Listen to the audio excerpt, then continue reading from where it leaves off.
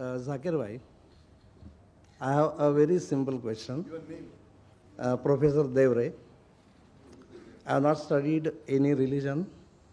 I don't believe in any religion.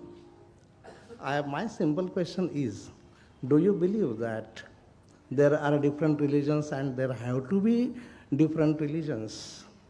Because in your lecture you said that the Allah, the God Almighty, created all the people in the world, men and women, and He purposely divided them into different religions, different regions, etc., so that they should not fight with each other, but they should understand each other.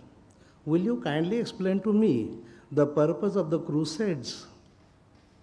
And will you kindly explain to me your own statement that the difference between Hinduism and the Islam religion?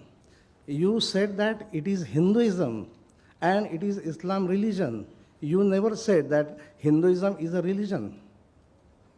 The difference which you stated between Hinduism and Islam religion was that Hindus believe that everything is God, while Muslims believe that everything is God's. If everything is God's, why there is so much of killing, either in India or in any other part of the whole world, even in the Muslim countries also? Thank you very much. That's a very good question. And he said that, I said in my talk, that the Almighty God has created the human being from a single pair, male and female, and I've divided into different religions. Brother, never did I say Almighty God divided the people into different religions. It is being recorded. I never said different religions. I said into different nations and tribes. Races in colors, not religion. Allah says there's only one religion. Almighty God never divided the people into different religions. There's only one religion. Into different nations and colors and variation in languages, so that you may recognize each other. So that you may know, okay, this person, he comes from this particular race, from this region. Not religion, region. It is not religion. So your statement of religion is not. Other things is fine. Different languages, different colors, different nations, I agree with that. So that they may recognize each other. Not that they should fight amongst each other. You said that, I never mentioned that Hinduism is a religion. I again disagree with you. I said religion is a belief in Almighty God, according to Oxford Dictionary. To understand Hinduism, to understand the religion of Hinduism, you have to understand the concept of God. To understand the religion of Judaism, you have to understand the concept of God in Judaism. To understand the religion of Christianity, you have to understand the concept of God in Christianity. To understand the religion of Islam, you have to understand the concept of God in Islam. That's what I said.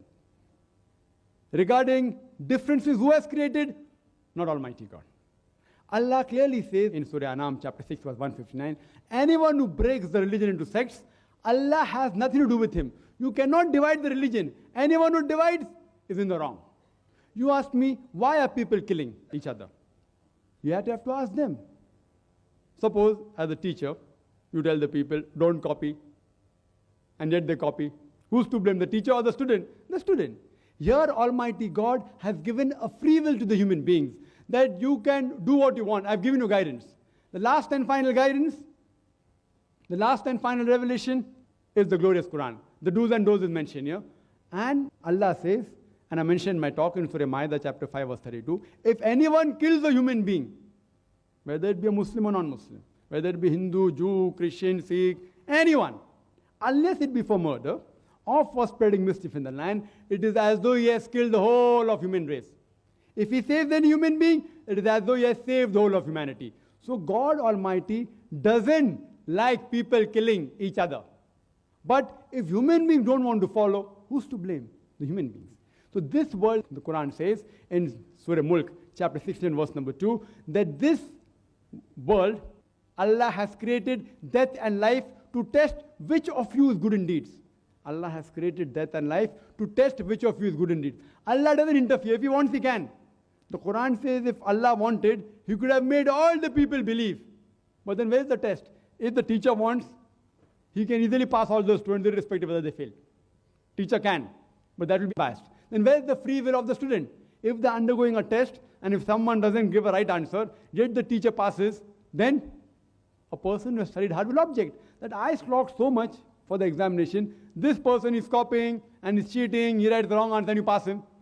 So next batch, if the people realize that teacher passes everyone, irrespective whether you give right answer or wrong answer, then everyone will stop studying. Then you may get a degree, a medical degree. But that doctor, when he passes his medical, when he comes out, he will not cure the people, he will kill the people. So therefore Allah subhanahu wa ta'ala has given the guidelines in the glorious Quran. Do not kill, do not harm others, love people, love your neighbors, all that is helmet talk. But if people don't do, that means they are not following the Quran. Let it be anyone. Let it be anyone, whether it be America, whether it be Pakistan, whether it be any country in the world. People may say, see, just by calling yourself a Muslim name, Abdullah or Zakir or Muhammad, you don't get a ticket to Jannah. Just by saying that you are a Muslim doesn't make you a Muslim. Muslim is not a label that, okay, if I say I'm Muslim, I'm Muslim. Muslim means a person who submits his will to Allah subhanahu wa ta'ala. Just by calling a person Zakir, Abdullah, Muhammad, Shakir, these people, if they act, if they submit their will to Allah, then they are Muslims. By calling themselves Muslims, as the Quran says, there are some people who are lip service Muslims. So if people are killing, they are not following the guidance of the Quran. If they follow the guidance of the Quran, peace will prevail throughout the world. Hope that answers the question.